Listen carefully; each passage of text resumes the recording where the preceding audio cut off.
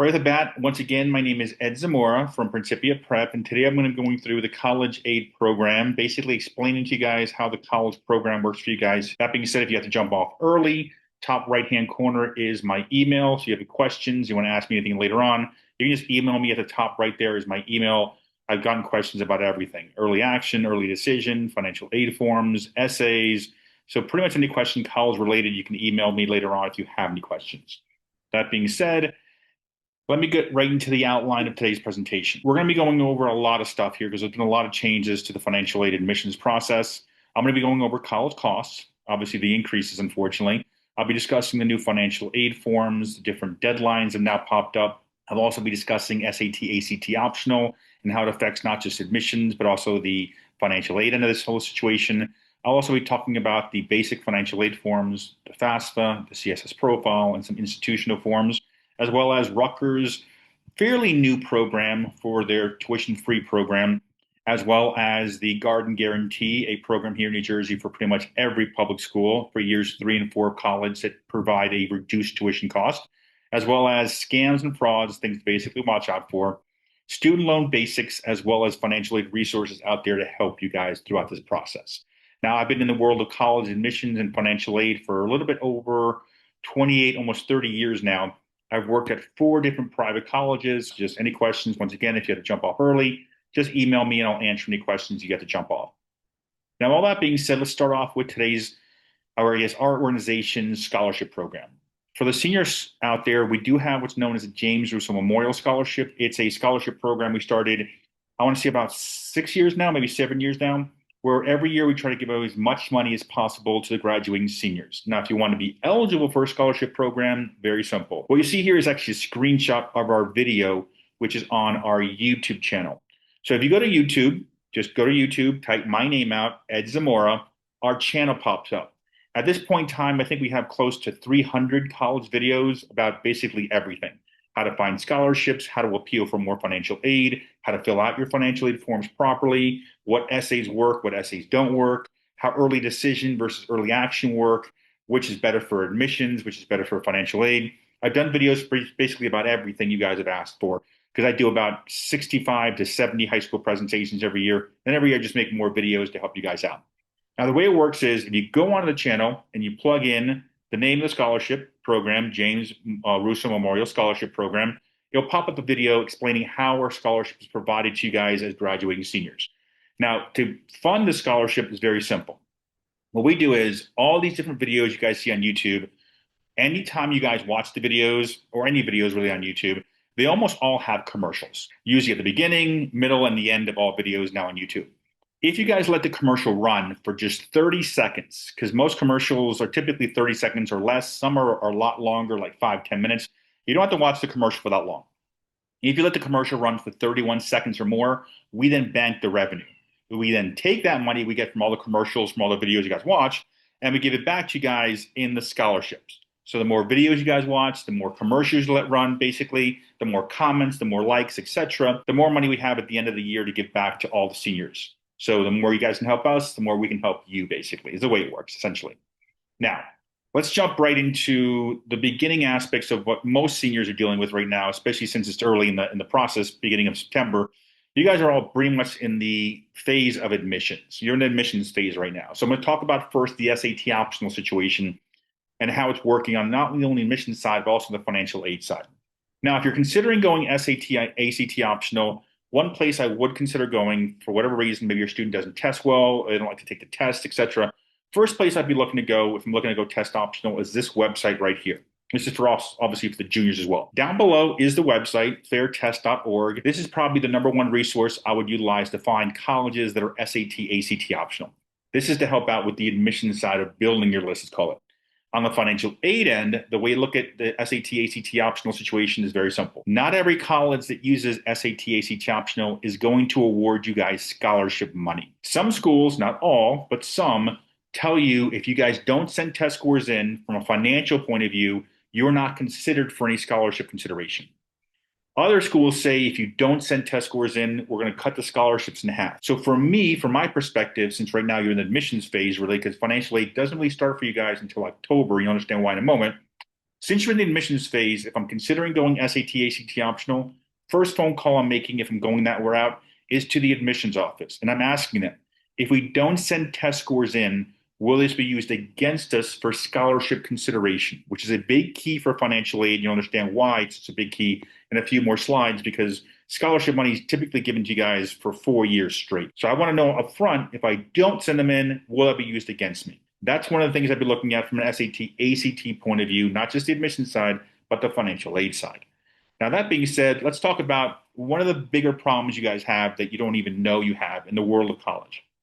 And that's that more students than ever before are taking longer than 4 years to graduate college. In fact, many students nowadays, unfortunately, a new trend is students are taking 5, in some cases, 6 years to graduate college.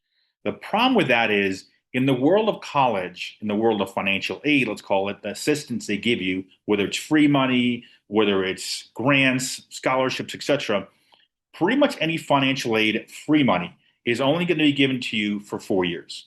So if your student changes their major or transfers colleges or is not taking enough college credits to graduate in the 4 year time frame, that fifth year, which is commonplace now, is all on you guys. So that means more money out of pocket, more loans, more payment plans, etc., with no free assistance. So your goal, obviously, every year is to get the students in and out within that 4 year time frame. And the way to get that done is very simple. If you guys want, you can also take a screenshot of this. I'm also recording this, obviously, so I'll make the video available for you guys later on. But one thing you should all write down is that pretty much every college program requires your student to achieve between 124 to 128 college credits. Very important number to know.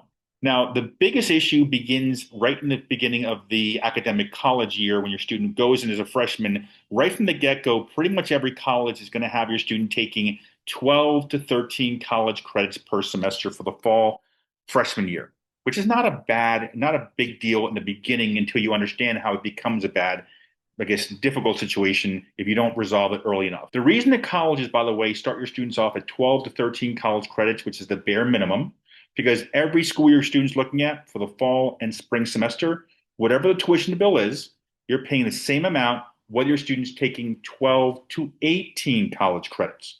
Okay, so taking 12 or 13 is the bottom end of the list. If you took up to 18, you're still paying the same amount. Now, the reason they start you so low in the beginning is they want your student to be eased in. They don't want to feel overwhelmed. The problem becomes, though, if the student keeps taking 12 college credits every semester. Because if you look at the end of line number 2, a student taking 12 credits per semester over 4 years is only achieving 96 college credits. That means you're way over the amount of credits necessary to graduate. Sorry, well under the amount of college credits you need to graduate, which means that student is adding an extra year, more cost. If you follow line number 3, though, line number 3 is basically your student averages 15 college credits per year. Per semester, sorry. If they do that, they'll be in line to graduate in the 4 year time frame. If you want to be even more aggressive, if your student were to take 15 to 18 college credits each fall and spring and a winter and summer course, they could graduate technically in 3 years. So you can graduate 3, 4, 5, 6 years. In many cases, the colleges doesn't care. As long as your student's taking 12 credits or more, you're deemed to be fine, academically speaking. But realistically speaking, if you're not taking at least 15 college credits, you're falling behind, which you obviously don't want to happen. Now, let's talk about what financial aid is. And when I say what financial aid is essentially from the point of view of none of you actually understand what financial aid is. And I don't say that to be demeaning. I say that because financial aid is a lot more complicated than it should be. Now, let me explain to you what I mean. If you Google the term financial aid, 4 things pop up. Google tells you financial aid means scholarships, grants, loans, and work study. And Google is wrong. That's not what financial aid actually means. Because let me explain to you why that's incorrect. That's the right definition from, let's say, an encyclopedia or dictionary.com point of view, but in real life, that's not actually what financial aid means. Financial aid, if you want to think about it the way I do, somebody who works for the colleges, has worked at the colleges for different private colleges in my career, the way we look at the term financial aid is different than what you do. Most parents and students think financial aid means grants and scholarships, the free money, stuff you're not paying back, and then loans and work study. Reality, it's the opposite way. In the world of financial aid, the way financial aid actually works in the world of college is guaranteed loans, guaranteed work programs, maybe scholarships, and maybe grants is the way you should think about it, the way I do as an institutional person. And the reason I say that is because a lot of you guys are doing the open houses, the college fairs, everything else. You're going to see the universities, you're talking to the reps, and all you guys are asking the same question. Does your school give out financial aid? Which is the wrong question to ask. Because if you ask anyone from the college, does your school give financial aid? They're all going to say yes, by the way. Because we're all trained, if anyone asks about financial aid, you always say yes. Because if you guys fill out the FAFSA form, any of you, regardless of income or assets, how high or low the information is, you're all going to be offered a federal direct loan of $5,500, which means we all know on the institutional side, yes, you're going to get financial aid. But we know the yes means loans. You might be thinking the yes means grants and scholarships, which is not what it means. So what you need to do is ask a more direct question after they say yes to the financial aid question. So they said, yes, we do offer financial aid here. The next question all of you should ask is, how much gift aid do you typically give out? Gift aid is the actual financial aid term that means grants and scholarships, money you don't have to pay back. Now, the difference between a scholarship and a grant, by the way, scholarship typically guaranteed for 4 years. A grant, the second part of free money, not guaranteed for 4 years. Every year you must renew your grant money by filling out the financial aid forms every year going forward in anticipation of getting financial aid for the next academic year. So for seniors, this year you'll be starting to do the financial aid forms starting October 1st. Then the next academic year, you guys will do the same thing, and the next academic year to basically get it done for the year coming up. Now, when it comes to the whole process of financial aid and cost, obviously, because it's a big factor, a lot of you guys are wondering, how do we figure out if a college is generous or not? Which, by the way, I will be touching on how each one of you basically will have homework after tonight, how to figure out, do I have the right college list and are they generous or not? But first, let's talk college cost. Now, obviously, college costs are not coming down. They're probably never going to come down, to be honest with you. Now, college costs for all of you watching break into 3 categories. If you stay in the state you reside in, then you're looking at, let's call it New Jersey's people here. If you're looking at New Jersey colleges, we're looking at costs between $15,000 to $40,000. Public schools, Rutgers, TCNJ, Ramapo, Montclair, etc. If you leave the state of New Jersey and go to a public school, a Penn State, a Maryland, a UDEL, a UConn, basically the schools all our students go to, your costs are between $40,000 to $70,000. If you're looking at the higher elite colleges, the Harvards, the Yales, the top tier, more expensive schools, they're all now $100,000, unfortunately. I'm just going to be honest with you. The one thing I do like about this, I know it sounds insane, but Miami is probably the most transparent college I've ever dealt with. And I've been doing this for almost 30 years. If you watch our YouTube channel, you know we have a video, colleges that now cost $100,000. They're actually the first college to come out and say, yes, this is our actual cost. Well, if you go on some of these colleges, you'll notice they omit certain things to keep them under the 100 number, which doesn't make any sense, but it is what it is. But at the end of the day, yes, there are now colleges that cost $100,000 and above. And making matters worse for the seniors right now, these price tags are not your price tags. This price tag is the price tag for this freshman year, 26, 27. Assume every number here is going to go up by 3 to 5% in May after you guys deposit. So they're going to increase the price on you after you decide to go there, by the way, is the way it works, essentially. Then you get the bill typically at around the end of June, essentially. Now, one thing I tell parents and students all the time is don't look at the sticker price if you haven't done the homework to eliminate a college from your list. And what that means is a lot of the colleges you see on here are actually very generous. So for me, the sticker price is shocking, yes, but I'm not looking at it and assuming I can't afford it as of yet. I'm looking to do the homework first, then deciding if the school stays on our list or it gets taken off. And I'm going to give you guys the homework in a moment, but just assume or just think in the back of your mind, if it costs a lot of money, don't assume you take it off as of yet. First off, let's get into the basics of financial aid before I give you the homework. First thing you have to understand is certain terminology. Now, I gave you gift aid. Gift aid basically is your way of saying, okay, you're giving us financial aid. What's the gift aid portion typically? So I know typically as college, I'm going to give a lot of scholarships or grants. So I'm asking questions directly to them. Next thing to know is how the breakdown of financial aid is actually given to you based on the math or the equations we use in the institutional side. This formula here will be used by every college, from Harvard all the way to County College and everything in between uses this formula. The first thing to know is what cost of attendance actually means. And you should write this term down, by the way. Cost of attendance is extremely important, and most families don't use this term, which is a big negative. If you go to any college fair, any open house, and you ask them, what does your college cost? You're once again asking the wrong question. When you ask a college what they cost, we typically tell you our tuition and room and board costs. That is not the total cost of the college. If you instead ask us at the college what our cost of attendance is, we give you the entirety of the cost for one academic year. And I'll show you what goes in that in a moment. You'll see there's a lot of extra additives here that if you don't ask the right question, you're going to be missing out and not knowing you have to pay later on. So you take the cost of the college's cost of attendance, subtract out what's now known as a student aid index, used to be known as the EFC, expected family contribution number. The student aid index number is gotten by filling out the FAFSA. So whatever the college cost, subtract out what the FAFSA says you guys can afford to pay as a family unit for one student going out to college. What's left over is financial need. The financial need is what the college deems that you're eligible for in any kind of aid capacity, grants, scholarships, loans, or work programs.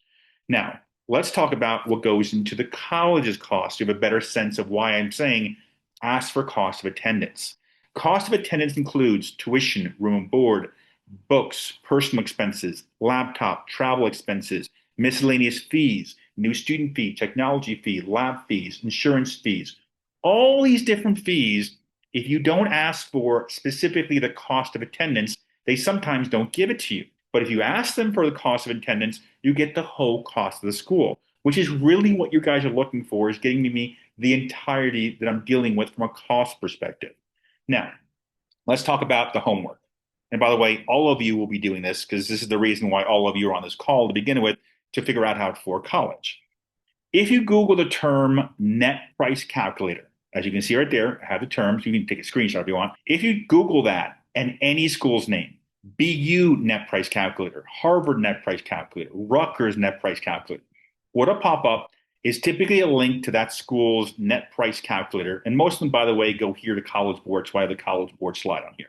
Now, what the net price calculator is a great tool to utilize to basically figure out, is college affordable for you or not? And obviously, every family's affordability or perspective of affordability is different. If you go on here, it's going to ask you very direct 18 to 20 questions. At the end of those 20 questions, it's going to give you a number. Well, it's going to give you two numbers. First number, how much they expect you can pay towards college for that specific university or college. And second, how much they're going to give you in grants and scholarships. The benefit of these tools is it allows you to figure out 2 years of college. This is what most people don't realize they should be doing. For this year's financial aid forms, for all the senior parents, you'll be using 2024 taxes. That's for your freshman aid package. Your 2025 taxes will be used for your sophomore college package, which means we're getting pretty close to the end of 25. So you can use this tool here to figure out not only what I'm getting for freshman year, but what am I getting for sophomore year. This will allow you to know if your college is generous or not, because you know at least halfway through college what you'll be getting from them. This is why this tool is so beneficial, especially if you're on the borderline of thinking about, should we do early decision 1? Should we do restricted early action? Does it matter if I'm looking at an early decision 2 scenario?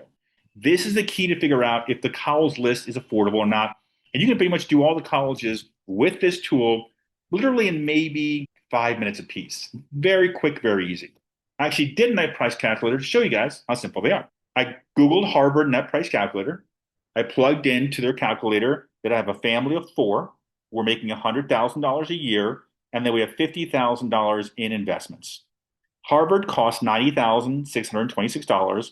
Harvard came back and said, you're going to be paying less than $4,000 to attend Harvard. Reason being is that Harvard has an initiative. If you make under $200,000, you don't have to pay basically anything other than basically the books and some transportation costs.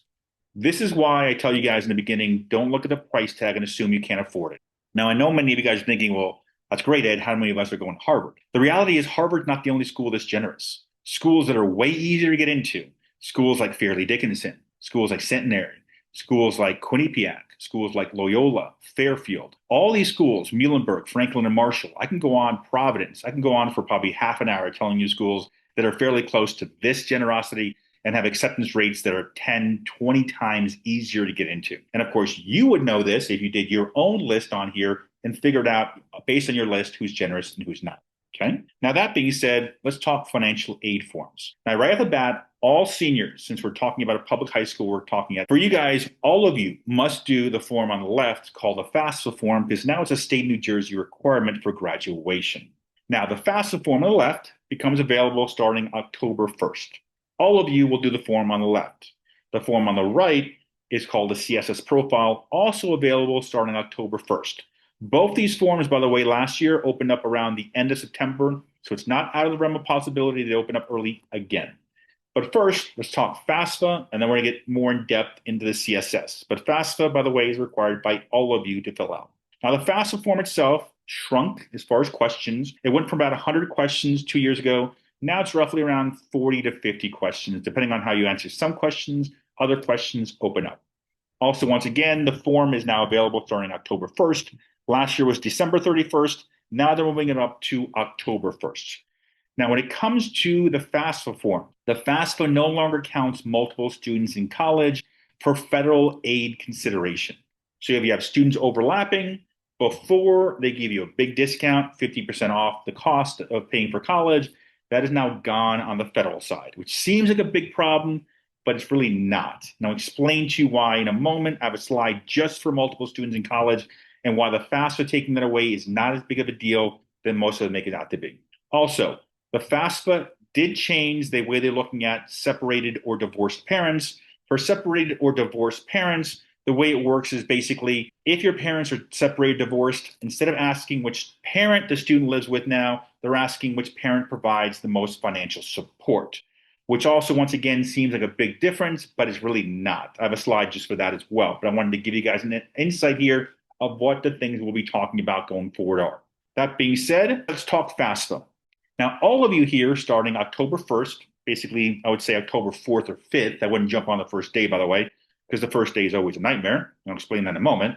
But the website you guys are all going to is that one down there, studentaid.gov. On studentaid.gov, this is where you guys will be filling out the FAFSA form going forward. Now, when you guys start filling out the FAFSA form, the reason I tell you guys don't go on in the first day or two is because for the last 30 years, the site has always crashed for the first 2 or 3 days. This is the actual screenshot of last year's website on FAFSA on October 1st for the entire day. This is why I tell you guys don't go on the FAFSA form at least 2 or 3 business days after the first. And a lot of people think, well, first come, first serve. If I do it too late, there's no financial aid. You have 90 days to fill out this form before you're actually missing out on any financial aid. So you have a 3-month window. So whether you do it October 1st, November 1st, or December 1st, you all get the same money. There's no difference, by the way. That being said, when you guys are filling out the FAFSA form, you're going to have to get 2 IDs, a student ID and a parent ID. Both these IDs are gotten on that website right there, studentaid.gov. You create the student's ID to start the FAFSA. Then as a student, you invite the parent, and then the parent does their FAFSA. And then you have a check all, which is a third part of the FAFSA. So now the FAFSA is no longer one page or one form, it's 3 forms. Now, if you need help getting the IDs, very simple. As you can see here, I have a screenshot. One of our YouTube videos is step-by-step guide in creating the FS IDs. I actually walk you through getting the IDs, making it very simple. If you need help, just go on the YouTube channel. Once again, I have guides for you guys to help you with everything. Now, that being said, let's talk how you start the FAFSA. Once again, when you start October 4th or 5th, you log in as a student first, and you do the student's form. During the student's form, it's going to ask you to invite a parent. It doesn't matter which parent you invite, by the way. So if you guys are married, you can invite either parent. It's irrelevant. But always use a parent that you created the ID for, because you don't need both parents to have IDs if you're married, just one of them. Once you do that and then complete the student's FAFSA, you see this confirmation screen. On this confirmation screen, it says an invitation has been sent to this parent. You will then log out of the student's FAFSA, then log into the parent's FAFSA by using the username and password you created for the parent and do the parent's part. So you do the student's part first, then you do invite the parent, Then accept the invitation on the parents part when you log in, since it asks you to accept the invitation. When you first start, the student section and the parent section of the FAFSA, literally the first page, you guys are all going to see this right here. This is brand new. It's called the consent form. The consent form on the first page for the student and the first page for the parent FAFSA is asking you, do you approve us, the federal government, the education department, to transfer your tax information over from the IRS for your 2024 taxes for seniors? Once you say yes on the first page, you're not going to be asked any more tax questions. This is why every year I get questions, or last year I got questions from parents asking, they never asked me to plug in any tax stuff. They don't need to plug any tax stuff in because it's already transferred from the IRS. Very simple. After you do the student's FAFSA, after you do the parents' FAFSA, you're going to wait 1 week, 7 days, okay?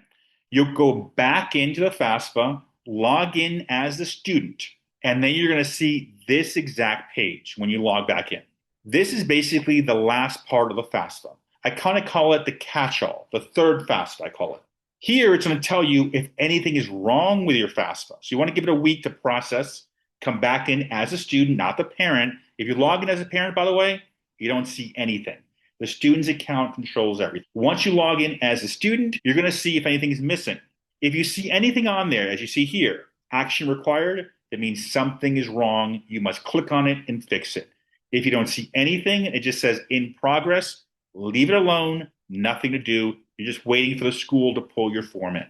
Now, let's talk about what counts, because this has also changed from the last 2 years. The FAFSA will count cash, savings, investments outside of retirement. Any college savings you have for the student will also count. Any second properties. So your primary home doesn't count in the FAFSA, regardless of how much equity you have. But a second property, whether you rent it or not, does count. Any child support, also any retirement contributions. So the FAFSA doesn't count a 401k, an IRA, a Roth, a pension. It doesn't count the amount you have in the retirement. It does, however, count and ask for the amount you contributed the previous tax year. So if you have $100,000 in your 401k, and last year you put in $5,000, the FAFSA wants to know about the $5,000.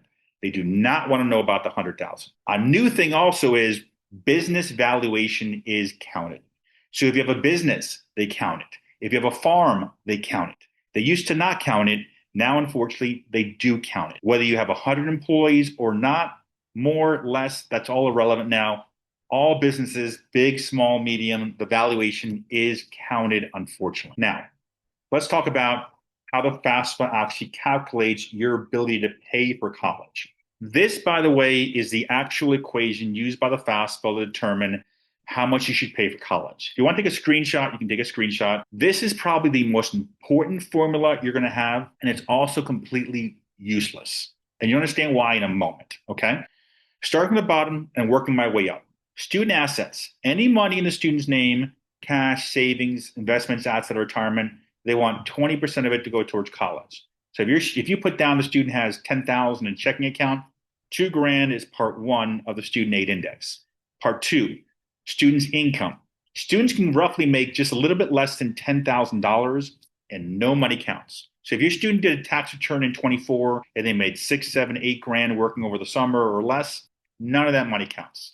Any money over the $9,400 mark, though, they count at 50 cents on the dollar. So they are taxed a lot higher on the student side for financial aid consideration. Part three, parents' asset. For parent assets, you guys are given a small asset protection. Basically, a small amount of money that doesn't count, roughly $10,000. That's it. So for the first $10,000 or so of checking, savings, money outside of retirement, none of those assets count. Once you go over the $10,000, they assess you at a rate of 5.6%. So to give an example, if a student had $100,000 in their name, they're already asking you to pay $20,000 based on that student's $100,000. For parents, they take off $10,000 to begin with, so you're evaluated at $90,000, and then you're only looking at 5.6% of that asset, or roughly a little bit less than, or a little bit more than about $5,100 is all you're assessed at. So realistically, parent assets don't play a big part in this. Parents' income, though, part four, does play a big part. For parents' income, is sliding scale. The more you make, the more they want you to contribute. The way it works is back of the napkin, easy equation is this. When they ask you for your income, by the way, they're asking for adjusted gross income, line 11 on your 2024 taxes. So if line 11 on your 2024 taxes is between 50,000 to 225,000, this range, 50 grand adjusted gross, 225 adjusted gross, between these two numbers, you're paying roughly around 20% of your income towards college. You're making 100, you're paying 20,000. Making 200, 40,000. Once you get to the 225 level and above, the percentages start going up. So they start getting closer to the 40%. So the more you make, the more they want you to pay towards the cost of college. They take these four parts together, and that's how they come up with your ability to pay, your expected family contribution number, by the way. Okay? And you'll understand why in a moment, why I told you guys, don't look at it that in depth of why it's so important, because a lot of you guys, it's not going to affect you the way you think it is. I have a slide explaining why in a moment.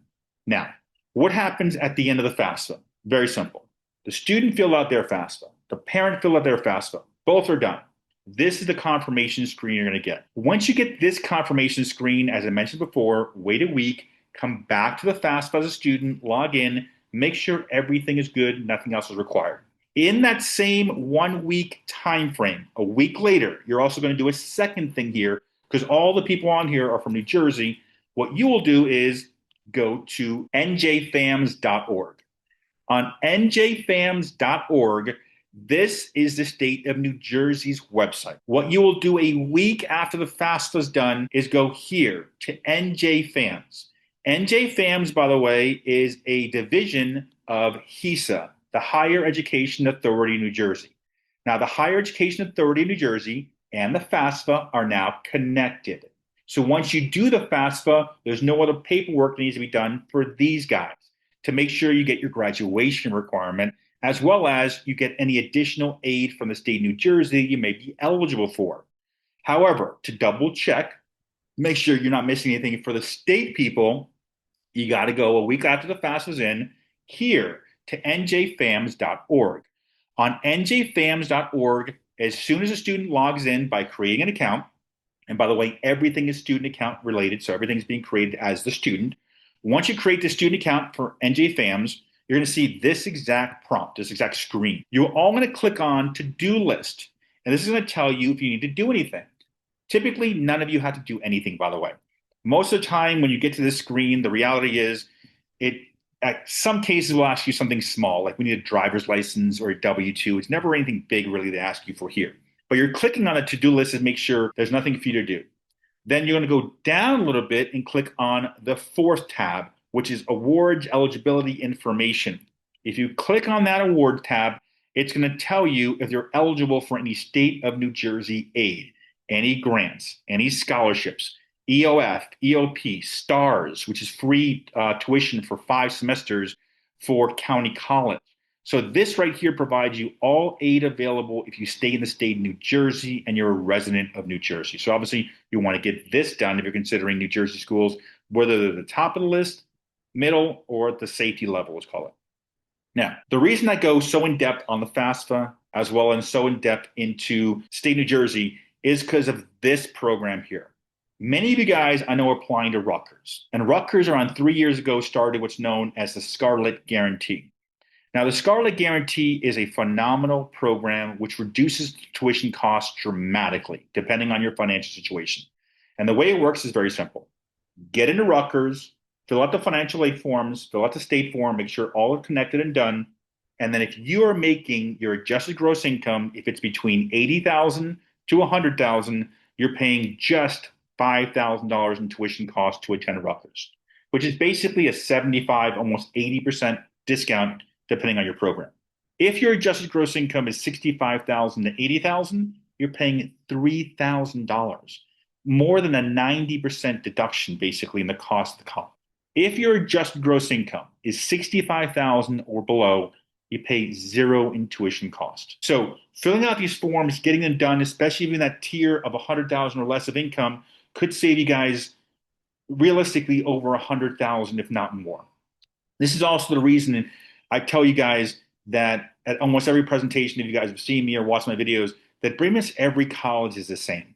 So if I'm not getting a lot of money from a high level school, but Rutgers is stepping up and I'm only paying 5 grand for some of these programs I'm looking at Rutgers, and then another school might cost 50, 60,000, then realistically speaking, I'd be looking at Rutgers. And the reason I say that is because of this. About 3 slides ago, I told you guys the student aid index calculator is important because it gives you a basic understanding, a minimal understanding of what they think you can pay.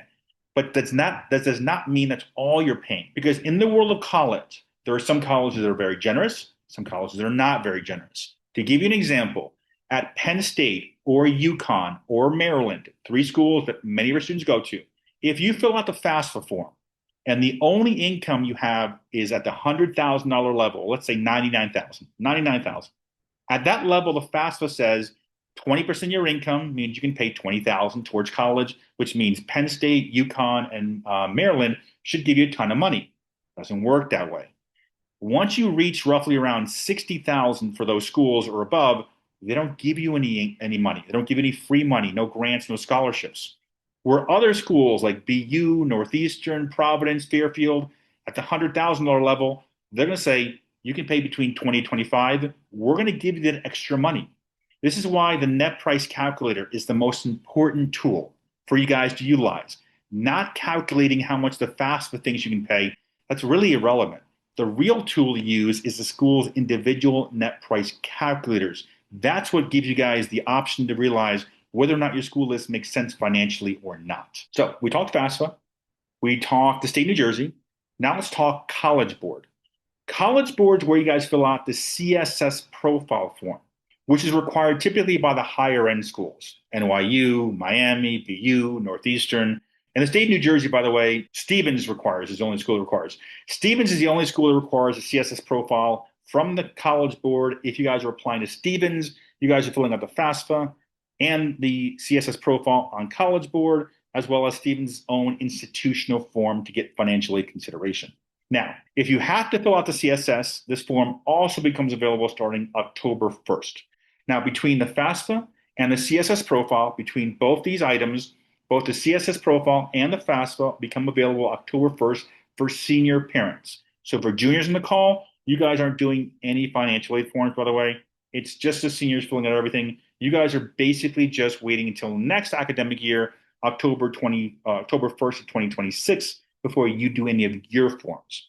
Now, when you're filling out the CSS profile, many of you guys already have an account because they only need a student account to fill it out. And many of your students already signed up for either AP stuff, PSAT stuff, or the SAT itself. So they already have an account. So you go in through the student's College Board account to fill out the CSS. Now, big difference between FAFSA and CSS. The CSS profile has roughly around 250 starting questions, where the FAFSA has just under 50 questions. So way more questions on the CSS.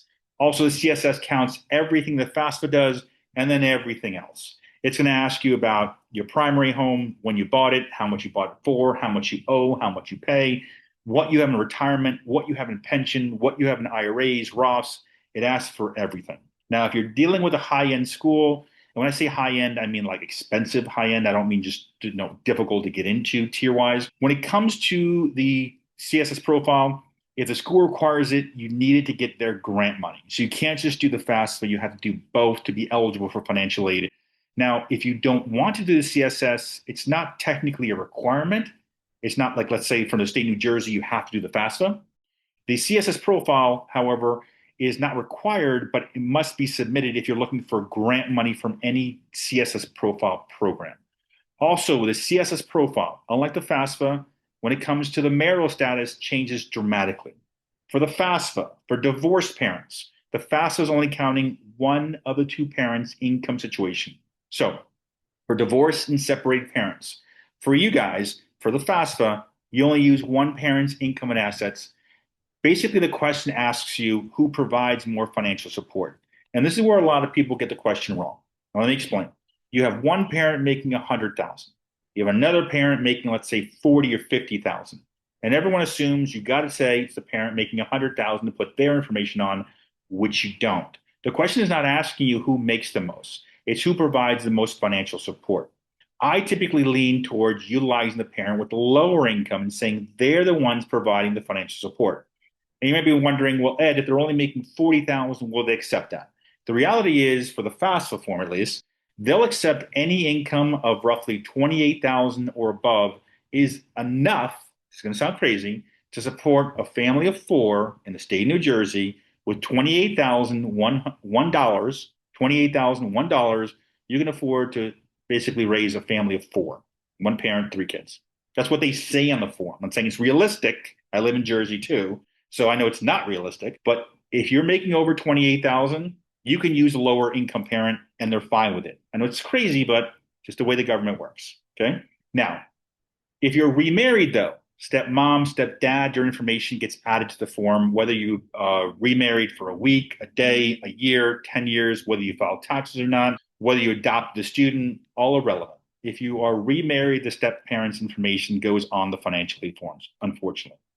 Now, CSS profile, totally different. On the CSS profile, it's counting everyone's information almost all the time. So if you're divorced or separated, they're going to ask you guys to do two CSSs for most colleges that want the CSS profile form. That means you guys are roughly filling out 500 plus questions going forward, believe it or not, which is crazy, but that's the situation you find yourselves in. So if you are not talking or whatever the situation is, you got to be talking when filling out these forms because there are questions that if there's conflicts, there's going to be an issue. So if one person says they're paying child support, one person says they're not getting child support, conflict. If one person says they live with them, the other person says they live with them, conflict. So these are the reasons why you need to be discussing and talking if it's a CSS profile school. Now, obviously, if you also need help with the financial aid forms, I do help out families with the financial aid forms. If you need assistance, once again, just email me. Email is at the top of the page. Now, that being said, let's talk about why I told you guys multiple students in college is not that big of a deal. Even though you might be thinking, Ed, how does losing discount as big as 50% because I have multiple students in college, not a big deal? Let me explain. On the FAFSA form, the way it used to work was if you had two students going into college, they would basically divide the amount you're able to pay between the two students. So if the FAFSA said you can pay $20,000 towards college, they would divide that number, and then you'd be paying $10,000 for student one, and you'd be asked to pay $10,000 for student two. So 20 together, $10,000 apiece. They took that away. You're probably wondering, how is that not a big deal? Right off the bat, if your income, adjusted gross income, is $50,000 or more, you get zero grant money from the federal government. So your income right at the bat needs to be under 50 grand for you to be eligible for Pell grants, by the way. Okay? So if you're making over 50,000, which most of us in the state of New Jersey make over 50,000, there's no federal aid to begin with.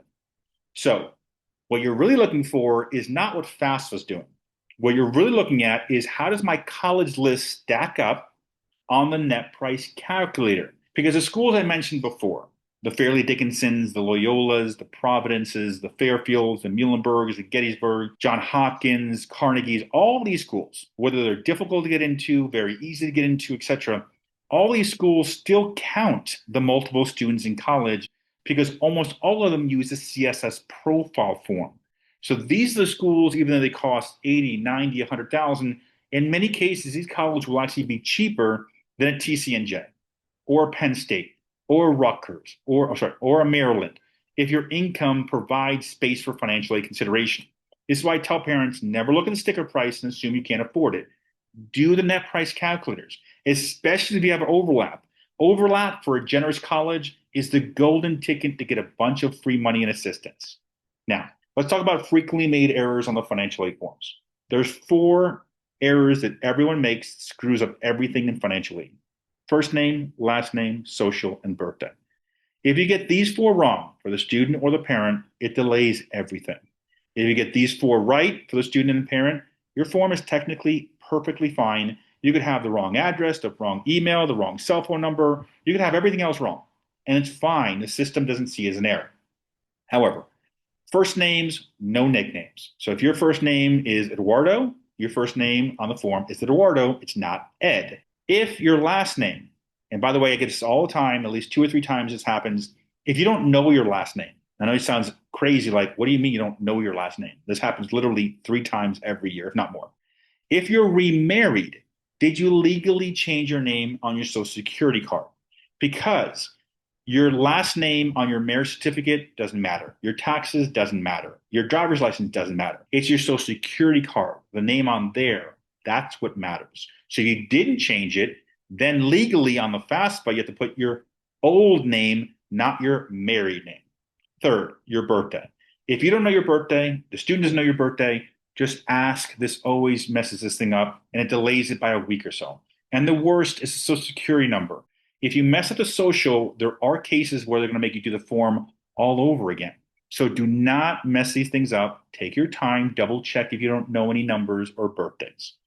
That being said, let's talk about scams, frauds, and things to watch out for. Right at the bat, the best place I go to, and the best place I tell students and parents to go to, if you want to avoid any scams or any frauds, is go to the website there down below. studentaid.gov/resources/scams. If you want to take a screenshot, this right here is the best place to go. It's probably one of the best things the U.S. Department of Education does. It's a maybe 15-minute read, very simple PDF, explaining every fraud and scam they've ever seen in the world of college. So it's very easy to see these things and avoid them before it happens to you, obviously. Now, let's talk about what happens after everything goes on in senior year. And by the way, let me give you a quick little calendar. Between now and I would say November 1st, your goal is admissions, not financial aid. Because even if you get your financial aid paperwork in on October 1st, which is very likely not going to happen because it's going to crash because it always crashes, but if you do, nothing's going to happen. It just sits there waiting for your application for admissions to come in. So first, all your focus for all of you should be between now and let's say Thanksgiving, before the break, get all the admission stuff out. No matter what the deadline is, whether it's rolling, regular, whether it's due December, January, February, just get it out before Thanksgiving. Second, then you work on the financial aid forms. Then you get accepted. And once you're accepted, 2 or 3 weeks later, you guys start getting these right here. The financial aid award letters, also known as the shop sheets. These right here are essentially going to show you guys a lot of information. First, it's going to show you what the school's estimated cost of attendance will be for next year. So you have an idea what the cost is going to be. All a breakdown, room, board, books, etc. Second, what they deem your student aid index ability to pay is, what they think based on their calculations you should be paying. And then third, the breakdown of all financial aid they're going to give you. All scholarship money, all grant money, all loans, all work programs. This is also the tool to utilize to appeal and ask for more aid. Now, if you don't know how to appeal, very simple. On YouTube, as I mentioned, we have videos for everything. If you go to the YouTube channel, we have a specific video about how to appeal for more financial aid and who appeals, where I explain in depth how to ask for more money on scholarships and grants, what works, what doesn't work, and what to avoid. I do these videos because it's about 15 to 20 minutes long, but it goes very in depth about what does work to get more money and what will not work. So that way you're not kind of, I guess, wasting your time, spinning your wheels type of scenario. Okay? Now, let's talk loans. Now, once you guys fill out the FAFSA form, all of you guys will be offered federal loans. I mean, all of you guys, I technically mean your students will be offered federal loans. When it comes to the federal loans, they break into 2 different loans, subsidized direct and unsubsidized direct. Subsidized direct loans are typically $3,500. And the interest rate it's there at 6.39%, but it's not real. The reason being is that subsidized loans, the government's paying the interest on that $3,500. The remaining $2,000, because the most you guys will get as freshmen is $5,500, the remaining $2,000 has the interest growing on itself. You can say to the federal government or the school, technically, their award letter, give me the subsidized loan, the $3,500, with no interest because it's being paid for by the government while I'm in school, up until 6 months after I graduate. Then the interest starts. And don't give me the interest-bearing loan, the unsub of $2,000. Or you can say, don't give me either, or you can say, give me both. It's up to you. You can choose which of these loans you want. Now, the next loan all you're going to get accustomed to hearing is called the parent loan, which is a federal loan, which I would say is the backup loan to all loans. If you've watched our YouTube channel, you know that every June I put out the video with the top 5 best loans to consider. And the Parent Plus loan is always 5 behind like everyone else that I would consider. And it's really just like a backup loan in case everything else doesn't work out. I'm always looking at the private sector first, then the state of New Jersey for the NJ class loan next, then the Parent Plus loan, because their rate's basically 9%. Okay. But they also have an origination fee of 4.23%, which means if you're taking out, let's say 50 grand, they're just tacking on a $2,100 fee for you to take out a loan at 9%. So it's not the best loan to consider. It's usually the last loan to consider. Now, if you need help with the loan stuff, very simple. Once again, just email me. And anyone who emails me questions about the student loans, by the way, I just send you guys all the top 5 list of who the best 5 are. But you guys wouldn't be doing any loan stuff, by the way, until June at the earliest, because first of all, you need your student bill to be able to know what you're borrowing from. So if you're wondering when do we apply for loans, end of June at the earliest, because that's when the bills come out. Or if you just want, you can also watch our YouTube channel, because you know on our YouTube channel, every year we put on there the top 5 loans to consider to borrow for helping pay for college. Now, if you guys need, I know some of you already done it, you can sign up for our newsletter. Our newsletter comes out every month. If you haven't done so, you can just email me. Let me know what high school and grade level you're on, because every newsletter is grade specific. The newsletter goes out every month, and I tell you every single month what you need to be doing. Admission stuff, financial aid stuff, paperwork, everything in between.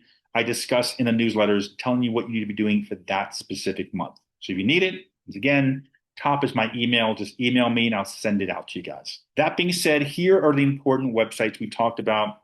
Studentaid.gov for the FAFSA, but not until, well, you can actually start it now if you wanted to actually, to create your ID.